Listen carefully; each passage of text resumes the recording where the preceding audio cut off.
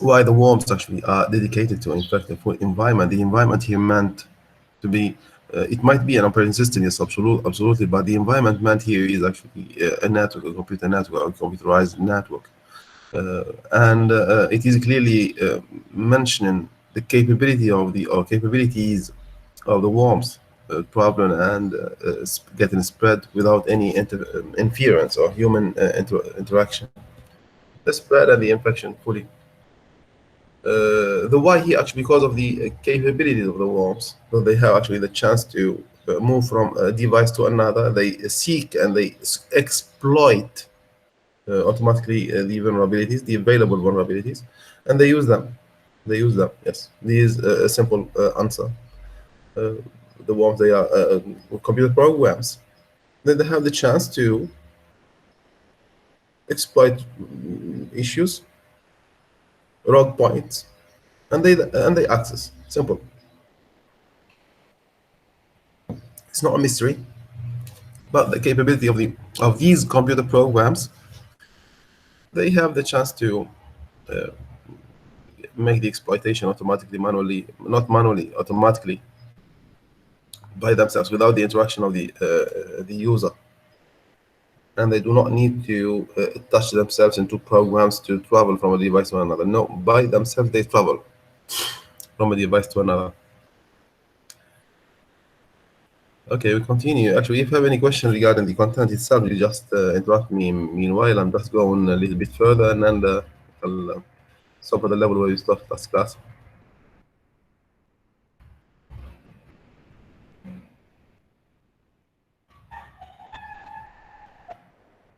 I believe we were able to discuss the difference in between the worms and the viruses. Yes. Okay, here is a small and brief table that compares the capabilities or the potentials of each worms and viruses.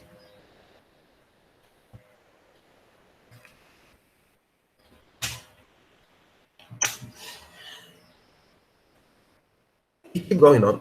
We keep going on. When you talk about the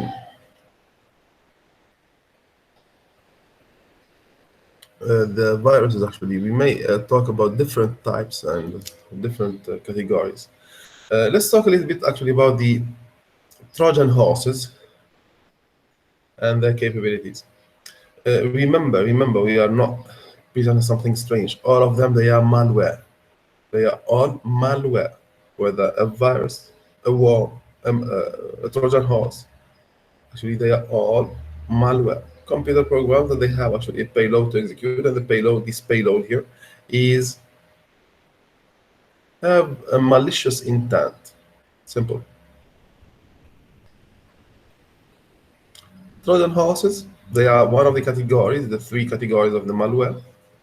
They have the capability to execute the payload. The payload still do have one of the three intentions: to conceal the content, to infect the content, or to search for a benefit. Simple. We discussed this at the first view of this chapter number 2. Infect, conceal, or search for benefit. Every malware do the same. The Trojan horse also have the payload, and the payload does one of those three, or maybe the three even. Usually any malware. Infect, conceal, or search for benefit. Okay, what makes the Trojan horse a Trojan horse? What is the difference between this Trojan horse, or the Trojan horses as a category, when we compare it with the viruses and worms? Okay, let's go on and we'll discuss all of those types. Those are actually some of the categories, the types of the Trojan horses, and let's discuss them one by one. Regardless, the first definition of a Trojan horse, why it is a Trojan horse, it is said to be, this is a Trojan. Hey, I got in my computer a Trojan. Why? Actually, it is said and described to be a Trojan. Why we do not say, hey, I got a virus? Simple. But this is a virus, or this is a worm. Because the way they get into an environment, whether the environment is a network or computer, whatever, or operating system, something like that. It's a tricky way. They trick the security layer, they trick the users, they trick all the barriers. They are tricky, and they get in. Once they are in, they present their clear status. Once they are in, they execute their payloads without any consent, without any prior notification. What does this mean? It means that they present themselves that they are actually a good computer program, but once they get into the environment, they would be acting as a bad program, computer program. Simple. How they look like actually a good computer program to be trusted by the security solutions. For example, they present themselves that they are actually a free software that can be downloaded from a remote destination freely. I ask you a question to make you understand what that means. If I ask you to download, for example, an antivirus,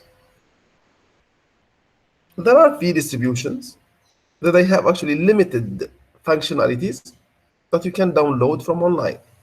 Okay, any without presenting any name. Well, okay, they are all available. It's not there. There are variety of antiviruses that they have actually free versions, free distributions that you can download from online. But all of them, they are limited versions. They are not full versions. You have limited capabilities, all, totality.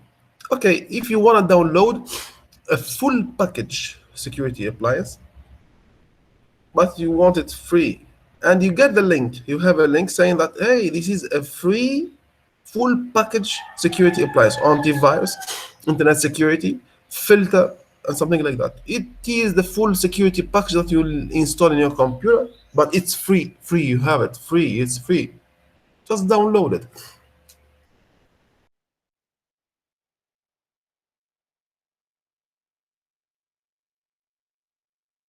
This is great actually to have it very free instead of paying, let's say, 20 riyals or let's say 30 riyals or something like that per year. Per year, you have it fully and free. This is great.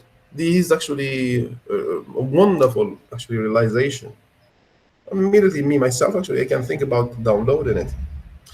But if you can remember yesterday in the lab, what did we do? The injection of a malware into an image, and we succeeded in making the image run.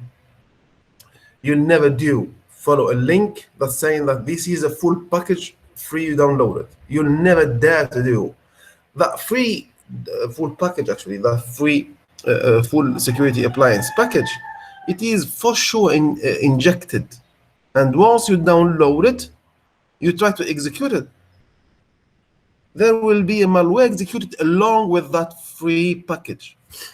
The free package will not be detected as a virus. It is a software you are downloading, but it is injected. Once you try to install it in your computer, the malware inside of it, the injected malware inside of it, would be executed also. This is a very good example of a Trojan horse.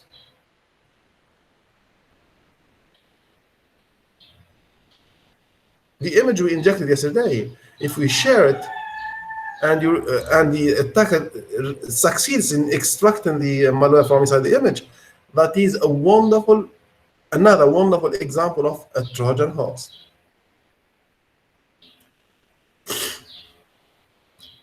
I need questions here, please. Do you have any questions?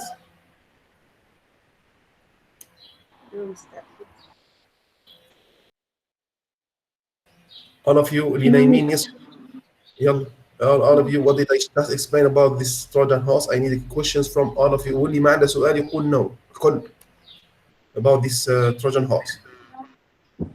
I'm listening.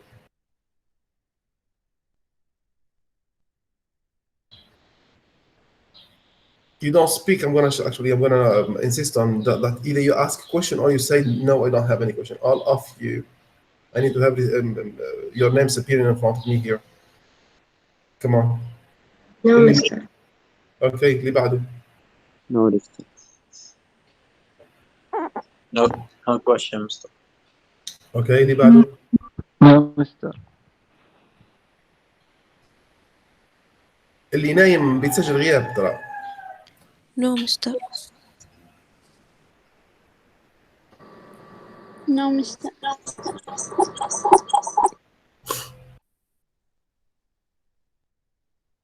والبقيه. I don't have. No, mister. No, mister. اوكي continue. جميل الكلام. اوكي.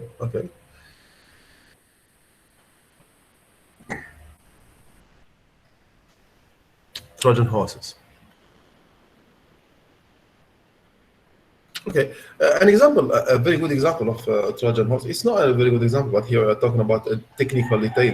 We are presenting a real case, a real scenario, real life Trojan horse that actually can infect any computer we can face, all of us.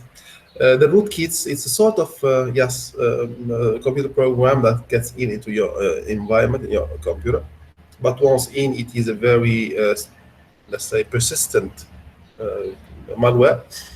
The rootkit actually is a malware that it's computer program. It is a malware. Why? Because the payload has the intention to infect and to conceal functionalities in the operating system. It is intended to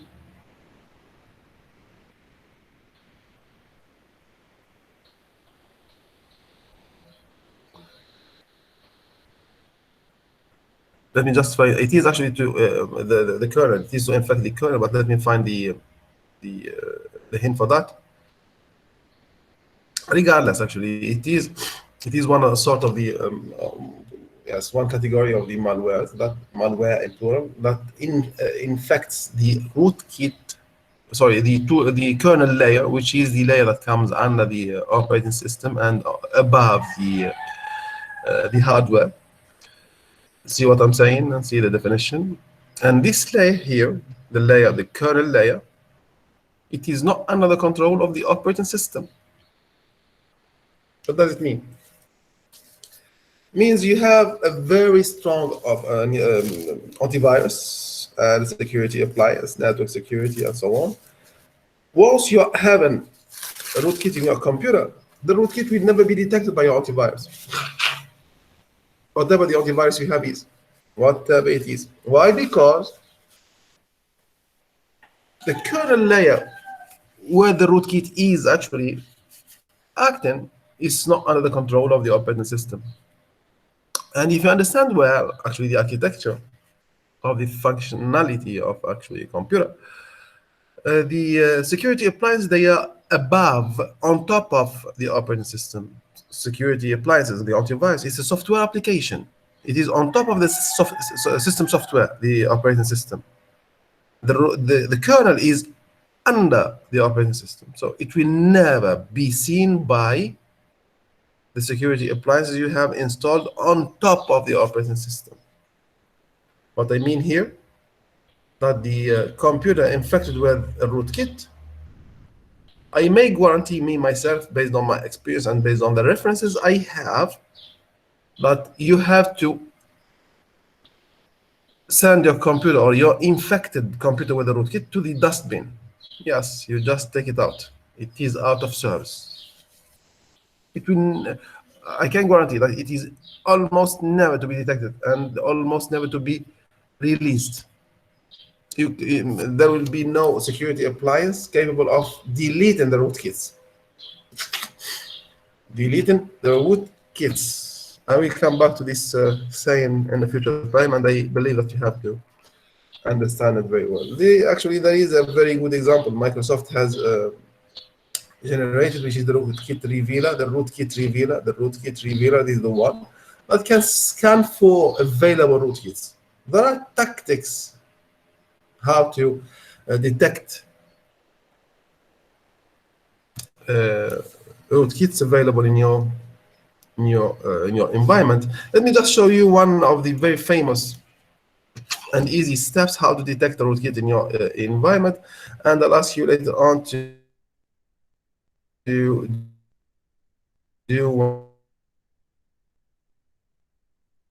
one of the activities in the future, not now. Good luck for that.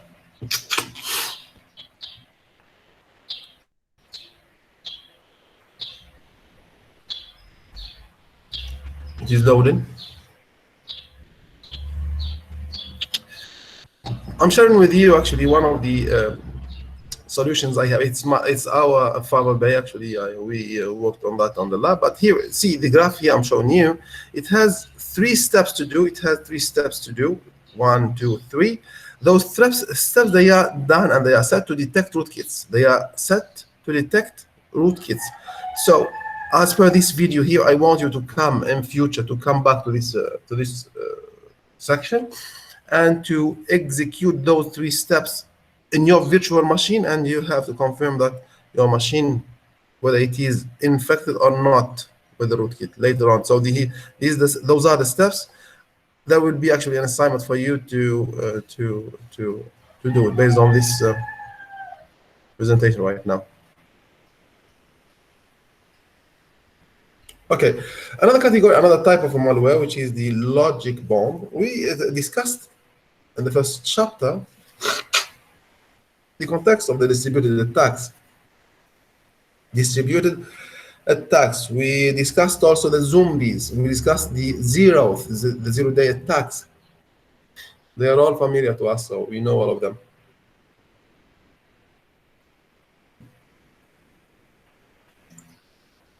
Simple, literally speaking here, logic bomb. It's a bomb that acts based on time. So once the time comes, the bomb will be exploded.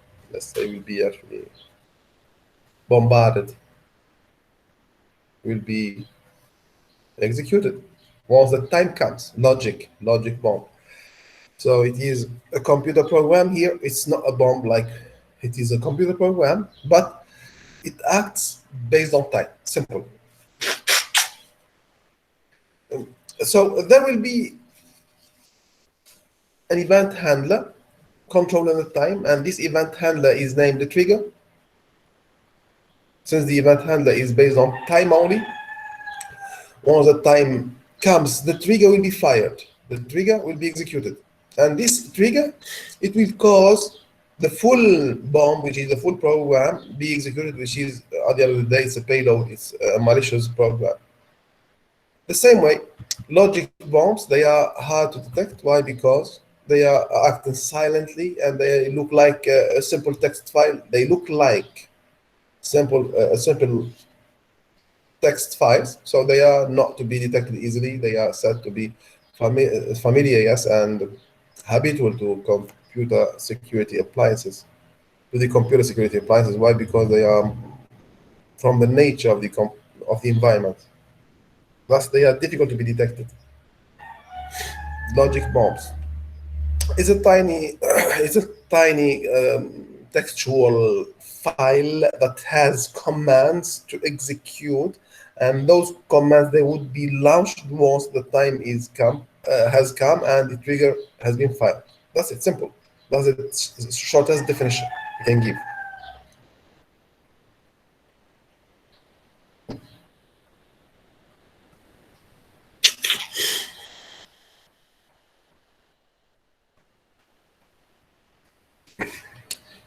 Any questions on this level, please? Any questions you raise at this level, please? No, Mister.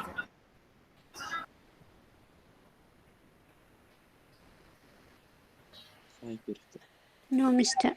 Okay, great. We continue. From the activities actually that the malware can do, now we are talking about the Trojan horses, but this is actually a fact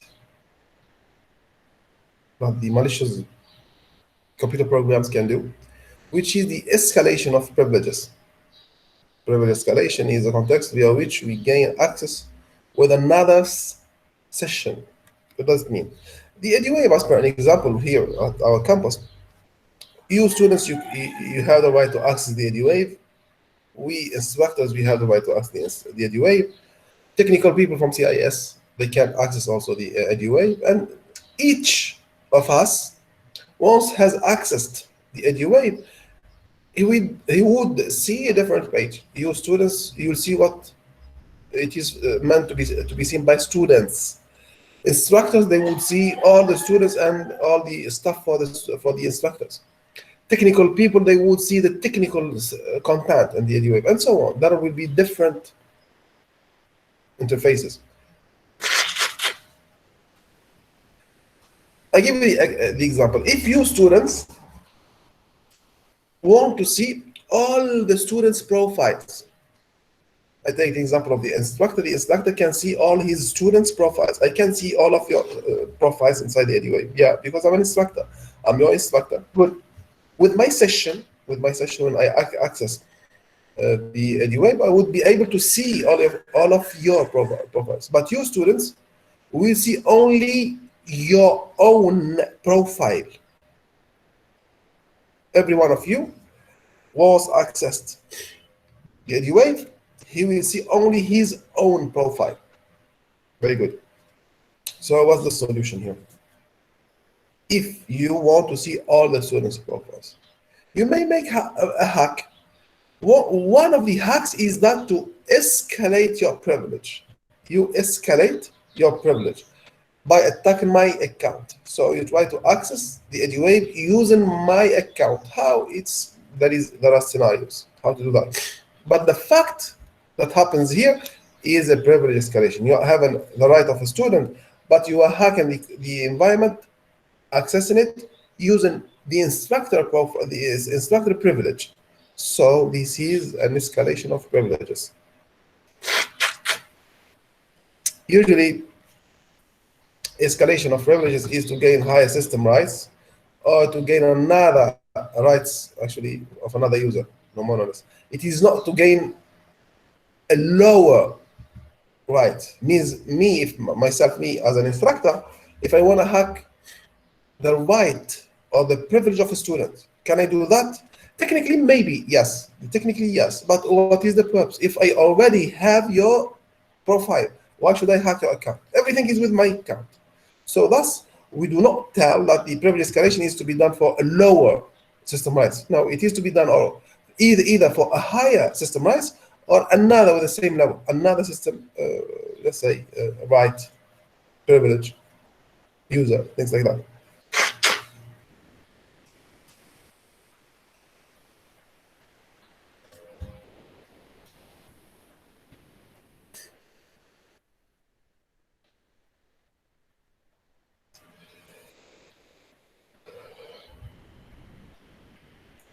Spreading malware is one of the scenarios that faces the attackers usually and the hackers usually, and not only the attackers and hackers, but also the security ethical hackers. Ethical hackers, the ones that they are searching for security breaches to fix them. How to spread the malware, how to make a penetration test, and how to try to access the system without consent. Where are the weaknesses, the vulnerabilities of the system? Okay, spams are one of the very successful, I'm insisting here, the spams, in plural, they are one of the very successful mechanisms that can be utilized to spread malware. First of all, what is a spam? The spam is an email. It's a sort of email, electronic mail. Email, yes, inbox, email. You send an email. That is, a spam is an email, but it is a non-wanted, unsolicited email. It is non-wanted email. It is non-wanted and non-authenticated email. It is come to your inbox. So the inbox engine may classify it as a spam. Simple. What is the spam? It's email. It's an email. That's it. Yeah, yet this unwanted, this unsolicited email, it is either to be a text-based email or an image-based email. What is this? This is actually the content of the email. This non-wanted email, either to be having only text inside The content is texts and paragraphs, phrases. So we say text-based spam or text-based non-wanted email. Or from the or another view, another version. The sent email has images only. You open the email, this non-wanted email, and you find only images inside of it. So we say that this is an image-based spam or an image-based non-wanted email. Simple. They are non-wanted. Why? Because it is either coming from a non-recognized destination, source, the sender is not recognized, or it is manually classified as spam, as non-wanted. That's it, simple. Any questions here, please? I'll take the attendance and I'll send you this recorder. No, Mr.